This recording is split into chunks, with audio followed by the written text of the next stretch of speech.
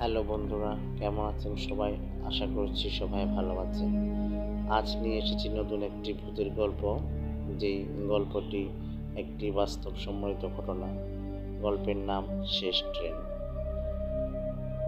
স্থান Dhaka Narayanganj rail line. রাত তখন প্রায় 11টা। রেলওয়ে কর্মচারী রফিকুল ইসলাম প্রতিদিনের মতো সেই দিনও নারায়ণগঞ্জ স্টেশন থেকে ট্রেন ছাড়ার জন্য অপেক্ষা করেছিলেন। পুরো স্টেশন ফাঁকা, নিস্তব্ধতা যেন কালো তালা লাগিয়ে দেয়।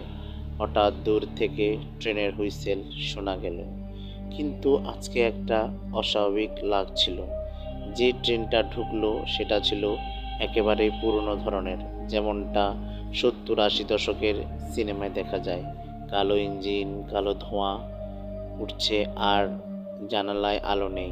অবাক হয়ে রফিকুল দেখলেন ট্রেন থেমেছে, কিন্তু কেউ থামছে না, কেউ উঠছেও না। সাহস করে তিনি এগিয়ে গেলেন। হঠাৎ করেই একটি বগির জানালা থেকে সাদা শাড়ি পরা এক নারী তাকে জিজ্ঞেস করলেন,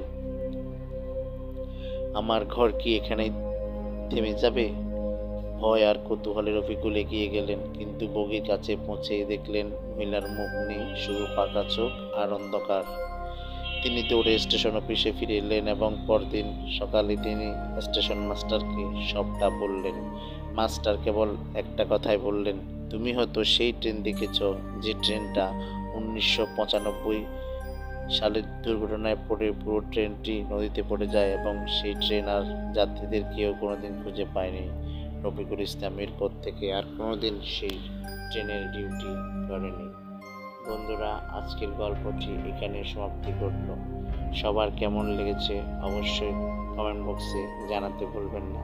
ধন্যবাদ, ভালো থাকবেন সবাই।